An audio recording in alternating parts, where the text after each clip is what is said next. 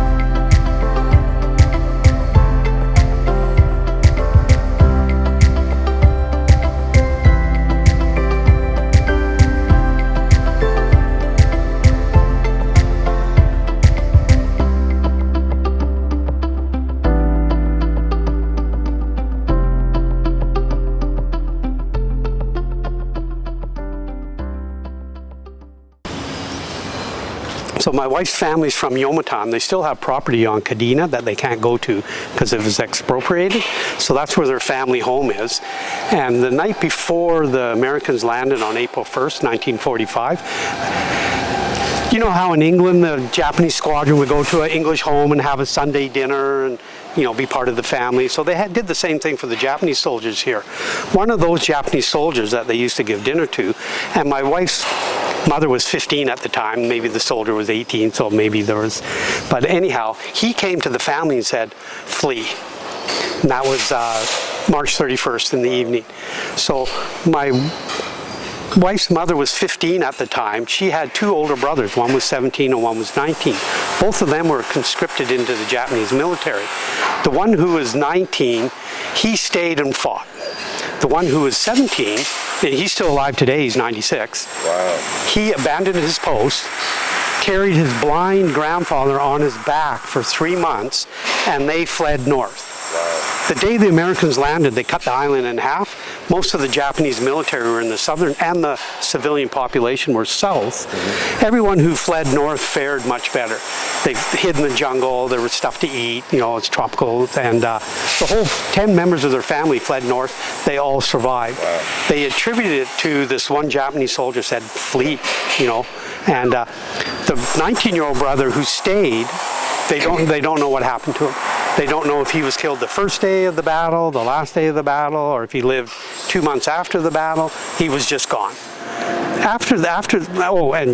at that time, when they were fleeing, my wife's mother said they were people with their legs blown because the bombardment had already started. They were running past people with no legs, crawling through the mud, and dead bodies and parts of bodies laying around. You know, it was carpet bombing. Right. It was quite devastating. They called it the Typhoon of Steel. The amount of shells that landed was unbelievably high. So they don't know what happened to the brother. After the battle, they came back to find their home, and they couldn't even tell where their home was. And the Japanese squadron that they would feed on Sunday night dinners or holiday occasions were going to make their last stand in the basement of their home. So they came to see if they could find any remains of their oldest brother, but they couldn't even tell where the house was. Wow. So but because of that Japanese soldier, most of the family survived. And I mentioned the 17-year-old boy. He's 96 now, and through my wife translating, he said he still feels guilty for abandoning his post. Oh. And I looked and I said, "Are you kidding? You're a hero. You saved 10 members of your family's lives. You were illegally conscripted at under age 17 years old to fight to the death for a lost cause to begin with. You did the right thing. You're a bloody hero. You shouldn't feel." But that's that Western... Our way of thinking, but he abandoned his post. He lost face. To this day, he feels guilty. Wow. And every family in Okinawa will have a similar story. Wow. Every last family. 1 in every 3rd civilian were killed. Some families were completely wiped out, but there were some. So every family in Okinawa can tell you a story about how their family survived the war or what happened. And I think one of the things that's amazing about that story is that because the Okinawan population has such a long lifespan, you still have people who lived through it who are still around to tell the story directly. And then these people are just starting to die. So there was a movement that started about 10 years ago to start writing this oral history down, and they're starting to record a lot of these stories for to preserve them for the future. And it says a lot who the Okinawan people are. Right. What they went through. And we're looking at it happening again with the way the world is. And Okinawa is such a strategic place. If there are any superpowers flexing their muscles in the area, Okinawa is not in a good place to be. That crossed my mind after I landed here, and I hadn't really wanted to say anything about it. Well, and it's kind of underlying threat. Yeah. That will always be here. So that's my one concern about living here. Well, it's kind of what the South Koreans live with their neighbors to the north, what Taiwan's been living with, and you guys are in the same And boat. North Korea will blast off a missile this direction every now and then. They said a ballistic missile will take about 14 minutes to get here from North Korea. But yeah, we should go in from the front. This is so they would bring the saltwater, the deep water ships into Tamari, load all the goods into the river boats, and the river boats would come up the river here, right up here, to bring the goods to Shurijo. So, how Shotokan and Chayon-Ryu, they have kibodachi? Yes. So it's horse riding stands. Yes. So kibodachi, in Shuri they were kind of nobles, they had lots of money, they all owned horses. So there is no kibodachi in Goju-Ryu or Tamarite, right? So Goju-Ryu is mostly sanchin-dachi. And this is the ocean-going ships that were in the ocean. So this is the kind of stance you would need to be stable on an ocean ship. In Tamarite, they have either the T stance or Nekowachi-dachi. And this is the stance, the river boats were narrow at the end, and this is the stance, and in Vietnam they still have this. This is the stance that you might use at the back of the river boat. So the stances between the three, Shurite, Tamarite, and Nahate, kind of, well, they blend a little bit, especially Tamarite and Nahate with the Shikodachi and the Sanchin-dachi, but basically Kibodachi is from Shurite, Sanchin-dachi is from Nahate, and Nekowachi-dachi, or the T stance, is from Tamarite. Wow. Urban legend, I don't know, but this is the story I was told. Oh, that's great. So when they're bringing the river boats up, this is Sogenji, and there was a huge temple here that got destroyed during the war, but they would always stop and pray homage, going either way, front and back.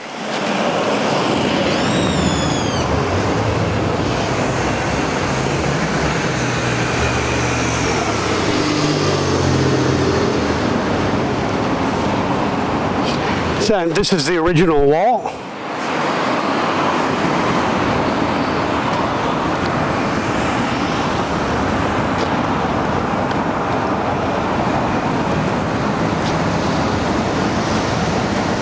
And it's got some English, so it was destroyed in 1945.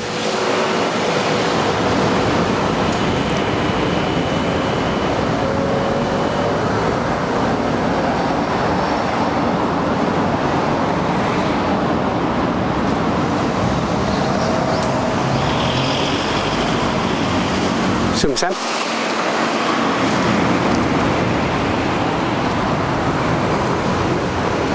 Here. There was a lot of fighting during the war in this area, and you can still see, if you look, you can still see where shells were hitting, like this was a larger shell, and you can see where bullets, you can see the chunks, a lot of these were from bullets. Yes. And they rebuilt the gate, but there was a huge temple inside of this. There's kind of a movement to rebuild the temple. Like Shurijo was destroyed during the war, completely destroyed. They rebuilt it and then it burnt down. But people were crying. So the damage you see, like this, This is from different size shells actually hitting the wall.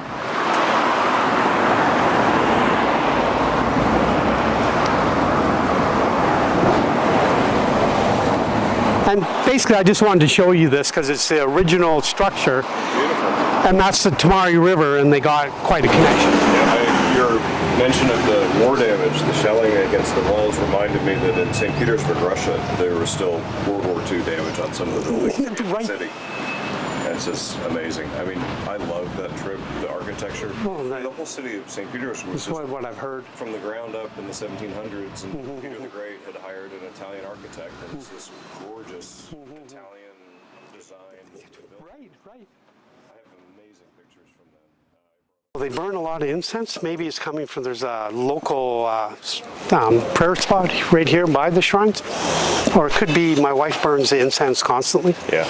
And I love the smell. She has this motobustion scent that she uses. I just love it. Yeah. And it's cleansing and healing. So they put these two monuments right in the park here. This is the local prayer spot. The smell's coming from somewhere close by. Yep. So this has nothing to do with this, but I'll talk about these are the, you'll see they all have these little stones where you either put the money or the incense, and the stone could be hundreds and hundreds of years old. There's one at Sefu-Utaki, the most sacred place in Okinawa. Someone stole the stone. And we're all thinking, well, no, Okinawan would never do that, must have been a foreigner. But it was an Okinawan, and he said the spirits told him to take it. But 2 weeks later, he brought it back because he was feeling guilty. Wow. So, and it made the newspaper, and it's just this little old rock. At least it's a happy ending. Yeah. So there's something in here, but I don't know what the significance of this is. But they would just call this a sacred spot. This is what we came to see. So this one was just set in 2021. This one was set in 1958, and this is the one to. There's two people, and their names are right here: Sokon Matsumura and Kusaku Matsumura, who was the other one that, remember, you've noticed there was two? So he was probably the other one in the same courtyard, and I didn't realize the last time we were there. Okay. But I Googled, or I translated the nameplate, and it was Matsumura also. So I'm assuming it was the same guy. Okay. Kosanku. It sounds a lot like Kushanku, don't you think? Yep. Yeah. So this is the monument to those two gentlemen, and this is the monument to Socha Nagamine.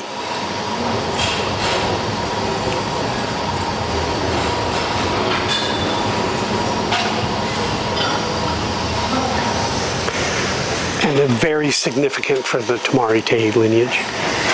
This is the spot for them. And you notice they even built the fence around the monument. Yeah.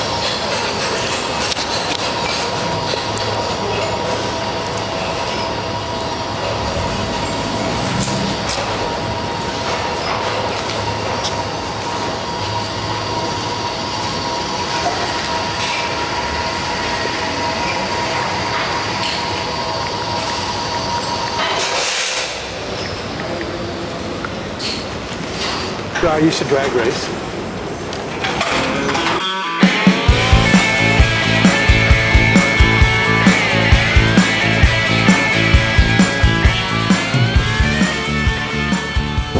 So we're just going to drive down to James's dojo here and hang a yui, and there's a street here where Matsumura, there's a monument to him that we have to stop at. And right across the street from James's dojo, Asato Dojo, there was Kiki Nakasone was one of the older Tamari Te teachers, and lots of the other teachers would come and train with him, and that was right in this long here. Straight streets. This was probably, they raced horses on the street. It's a good chance. And Matsumura lived right in this area here. So there's a monument to him here that we should take a picture of. And I didn't know where this was. James showed me where it was.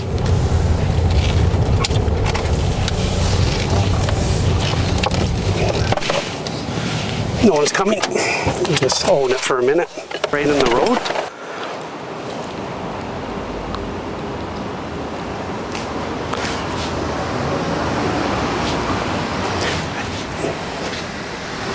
And it says Bushi Matsumura.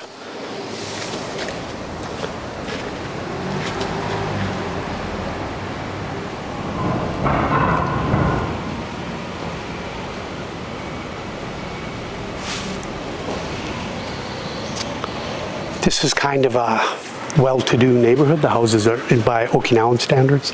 It's a kind of a ritzy neighborhood.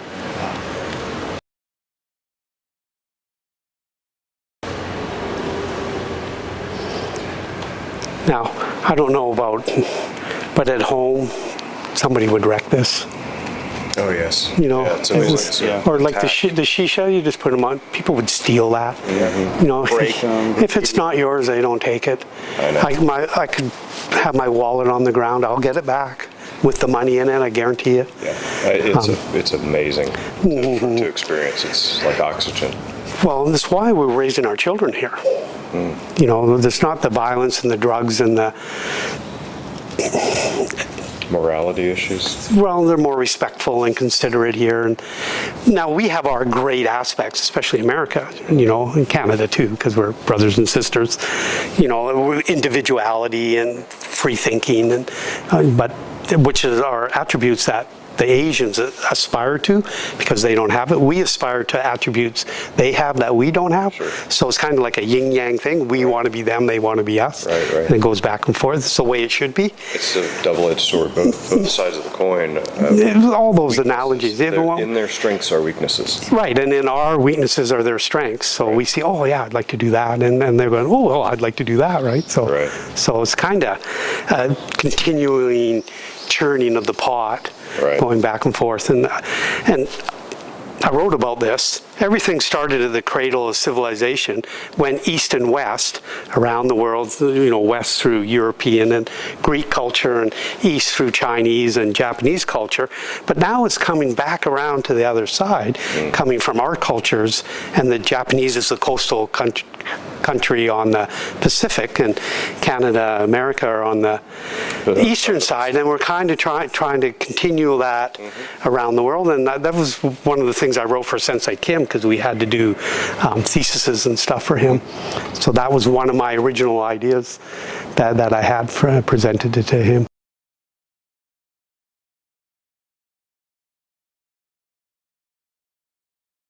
Studied Japanese in university, and he came here about 12 years ago and lived here. And he's kind of one of the ambassadors. We'll go across. He's kind of he's from England. And he's kind of one of the foreign ambassadors that really helps foreigners come. And he's one of the only foreigners with a dojo. So like tonight we'll be there at 7 o'clock, and there'll be Germans and from a couple Canadians, and who knows who else will show up. It's kind of and he used to have a bar across the street called the Dojo Bar, which was quite world famous, and it was a gathering place for the foreigners. It's a shame it's not there. Well, COVID killed it for him. I figured. No foreigners could come, and it actually hurt him. It hurt him a lot. But health-wise, he's not running a bar, so he's kind of happy about that. I'm sure it was a lot of work running a bar and a dojo, but he's an astute martial artist, so knowledgeable in the history and the culture of Okinawa, and embedded in it because his wife is Okinawan, like myself. So I'm kind of following along on his footsteps, even though I'm a little older. And yeah, he's cool, super gentle, and very approachable. He will help anybody that asks. So quite a good guy to know.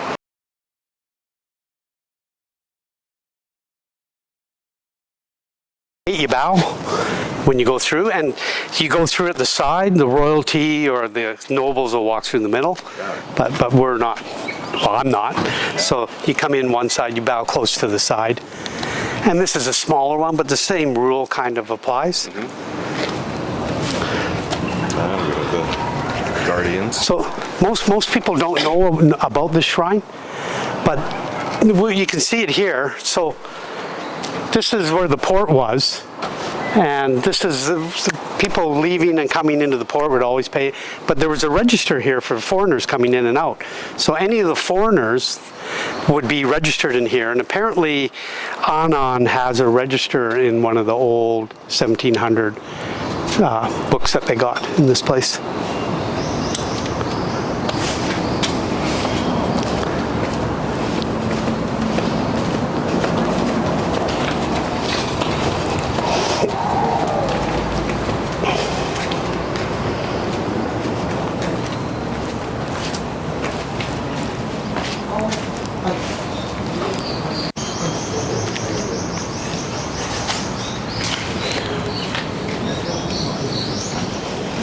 And this is a smaller type of Shinto shrine.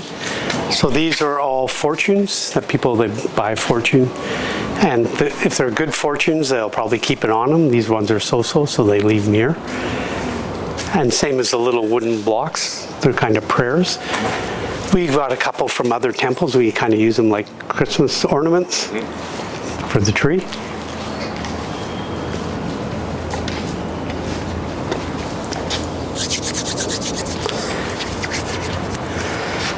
So traditionally, they would have this full of water and there would be a ladle, and I would take the ladle, wash my left hand, wash my right hand, take a sip, rinse my mouth, and spit it into the rocks. After COVID hit, and they realized a bunch of the Chinese tourists were washing, and they were spitting their water back in the water. It's not holy water, but it's purified. So you're supposed to spit into the rocks.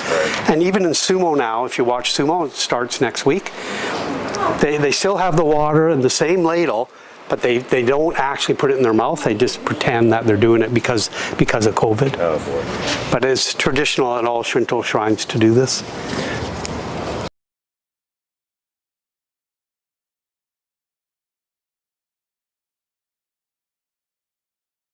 And when I mentioned about the turtle back, so even though this is a new style haka, you see the curve, the arch, that still represents the top of the woman's belly. And this is the courtyard where the baby would be birthed. Right. And in and out is the, and where, once you came into the world, you go back. Sure. Life and death. So traditionally, only men are allowed to go inside of the hakas. The old ones are like a cave, they're pretty big. Only men. So, but times are changing, and my family's haka, they opened it for the first time 33 years, in 33 years, 2 years ago, when my wife's father died, and the oldest son deemed it okay for the ladies to go in. First time for our families. So every lady present went inside because it was taboo before. In sumo, the ladies aren't allowed to touch the sumo ring. They'll defy it. And you see after sumo, there's men standing there. Right. They're standing there to make sure no activist or feminist runs up and just, desecrates the ring during the tournament by touching it. So, but times are changing. Sure. And it was a big deal for our family. Sumo is interesting, and there's a much tighter integration between the sport and the martial art and, is it Shinto? Yeah, the religious side of it. Well, they're the last samurai. They still wear the chomage. And so I've been really jaded with professional sports in the West. The way they act, the jive talk, the late hits, the injury, the, in your face, and I'm the greatest, me, I'm number one. They're professional athletes. This is no way to act. You watch the sumos, they're interviewing the champion, and he goes, oh, I was very lucky to win. My opponents, they were really good. Yes. I will just do my best in the next tournament. There's never this self or demeaning of other. So I've lost interest in and MMA also, not because I don't like the sport, football, I love it. I don't like the way the athletes act. Conor McGregor. Yeah, this is Hitotsu ankles. So what they think is, like I said, they moved these hakas from other locations, and this is kind of they must have come from his original location, and they brought this. It's sitting on a big hunk of marble, so. It's substantial, it's very impressive. And this is the nameplate, so make sure you get a picture of the nameplate.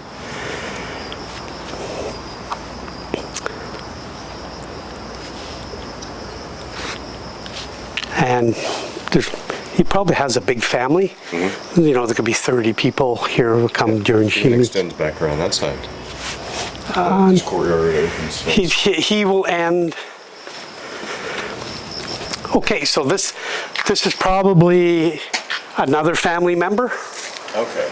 But yeah, I didn't realize this last time. Oh. But it's part of the same plot. Right.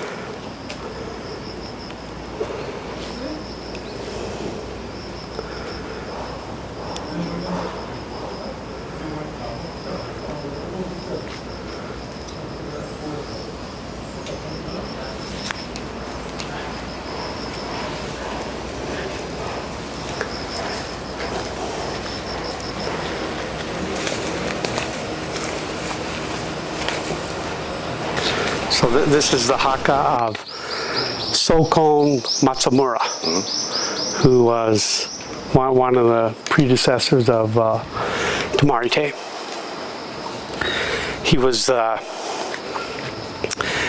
one of the palace guards to 3 generations of the Shou dynasty. And that was 17th century? I believe it was 17th century and into maybe the early 1800s.